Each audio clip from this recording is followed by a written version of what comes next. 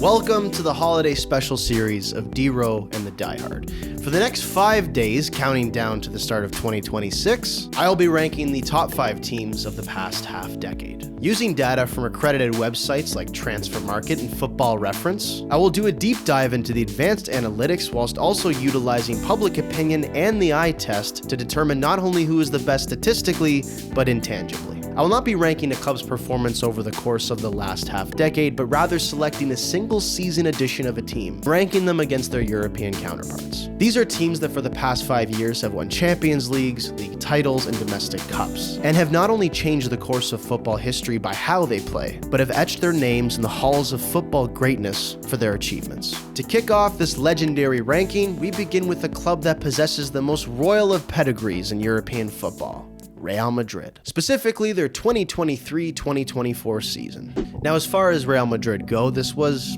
a truly Real Madrid side, flooded with stars, electrifying play, and true dominance on both the domestic and European stage. With every Real Madrid team, you're always going to have this vibe of inevitability, as if they are almost destined to win every single trophy they're going for. And while this team did have a touch of destiny, as all Los Blancos teams do, it was more about how good they were tactically as a team. And because this was only a few seasons ago, many of the star players who contributed to this season are still currently on the team. Players like Jude Bellingham, Vinicius, and of course Rodrigo. But they also possess some of the old guard like Toni Kroos and Luka Modric. And more importantly, orchestrating this great symphony was Carlo Ancelotti. And in my opinion, it was this very season that made Carlo Ancelotti synonymous with greatness and at the same time, Real Madrid. You can argue that he did his best work with AC Milan in the early 2000s, and you can even call him a sort of European journeyman. He's managed Chelsea, Everton oddly enough, and of course PSG, Bayern Munich as well. But when you think of Real Madrid, you often think of Carlo Ancelotti.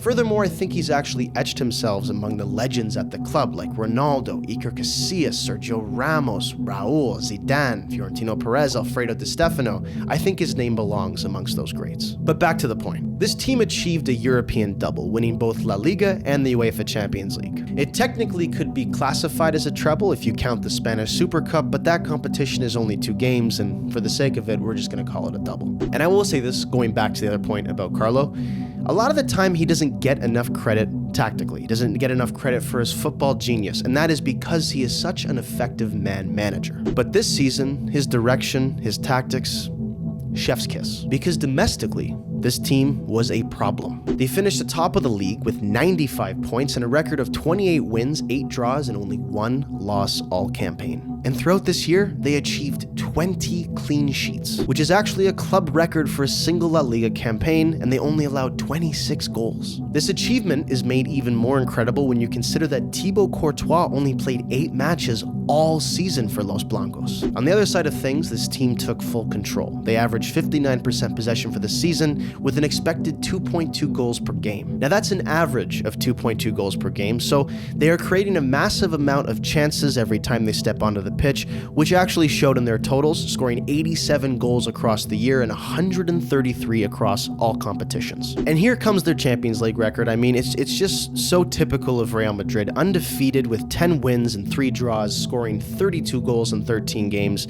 It's what they do in this tournament. It is now officially labeled as their tournament. I mean, it should be anyway. They beat Leipzig in the round of 16, Manchester City in the quarters, Bayern in the semis, and then they obviously defeated Borussia Dortmund in the final. You talk about entertaining, the firepower. It was an unstoppable force meeting objects that were, well, rather movable. And you'll remember that it wasn't just their stars who were integral in them winning all of these trophies. There were role players and of course young talents that played a huge part in their success. We can look at it statistically and focus on Bellingham notching 23 goals and 13 assists, Vinny Jr. going 24 and 11, but then having Joselu scoring 17 all season, Brahim Diaz with 12, and Rodrigo with 17 again, and both Güler and Carvajal also getting 6 each. And in Dani Carvajal's case, even getting a few Ballon d'Or shouts, even if it was a reach, after winning the Euros with Spain in the same summer of that season. But for me, me, as I said before, the real mark of this team was in how they played. Carlo Ancelotti often used this flexible 4-4-2 in the diamond, which could also be taken as a 4-3-3 formation throughout the majority of his games. And in this system, which is where we saw Bellingham's best season, he was given sort of this advanced, free-roaming forward role. It was a great balance of having midfield control paired with lethality,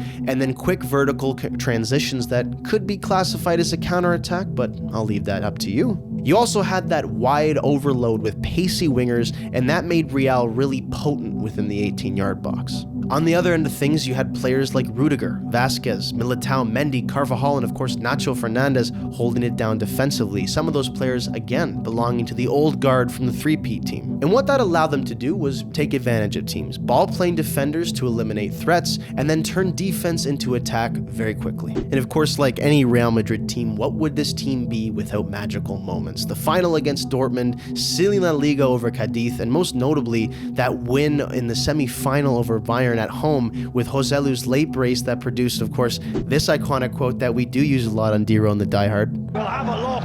Of course we're going to have a look. We'll have a look. But, you know, to sum it all up, this team was brilliant, and they were precisely what Real Madrid strive to be today in this current era. They have Mbappe now, of course, and a different manager, but this is what Real Madrid's identity is, and they shouldn't stray too far from it. This is a great team, again, but they do come in at 5. This is a very hard list to find yourself on, but their spot comes very well deserved. Tomorrow, we're bringing in number 4 of my ranking of the top 5 teams of the half decade. So stay tuned, love the beautiful game, and we'll see you then.